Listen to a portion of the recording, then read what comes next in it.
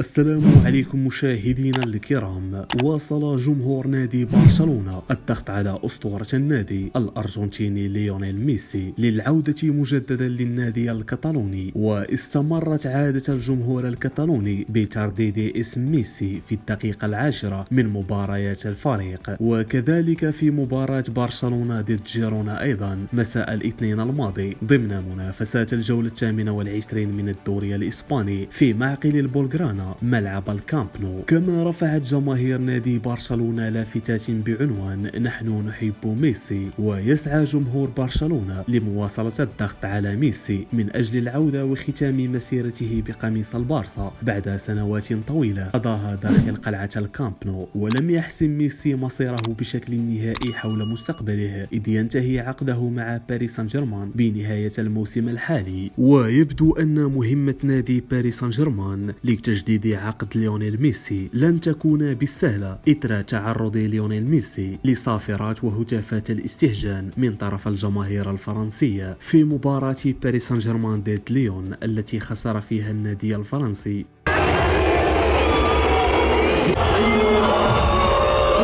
وازدادت هذه الهتافات والصافرات خصوصا بعد فشل نجوم باريس سان جيرمان في تحقيق التأهل لربع نهائي دوري أبطال أوروبا، ما يجعل ليونيل ميسي لا يشعر بالراحة داخل النادي الفرنسي، ما يؤكد أنه سيغير وجهته الموسم المقبل في ظل امتلاكه عدة عروض من السعودية وأمريكا وإسبانيا. وفي هذا الصدد أشار تقرير صحفي إسباني عن جلسة مرتقبة بين مسؤولو نادي برشلونة ورابطة الدوري الإسباني لمناقشة إمكانية عودة الأسطورة ليونيل ميسي إلى برشلونة وتسجيله في الموسم المقبل بدون قيود. وأضافت أن ماتشو أليمانيا المدير الرياضي للبارسا وضع خطة لتخفيض الحد الأقصى للرواتب، ويتوقع أن يوافق مسؤولو لا ليغا على هذه الخطة رغم التوترات التي يعيشها نادي برشلونة ضد خافير تيباس رئيس رابطة الليغا بسبب قضية خوسيه نيغريرا. وأخر برشلونة من خلال نائب الرئيس رافايوستي بوجود اتصالات مع محيط ليونيل ميسي ووالديه آملين في الحصول على توقيع البرغوث مرة أخرى. كما أكدت عدة تقارير صحفية فرنسية مقربة من ليونيل ميسي بأنه متحمس للعودة إلى ناديه السابق. وعلق تشافي هرنانديز مدرب نادي برشلونة على مطالبة الجماهير بعودة ليونيل ميسي إلى البارسا خلال مباراة جيرونا، حيث قال تشافي خلال المؤتمر الصحفي الذي تلا المباراة: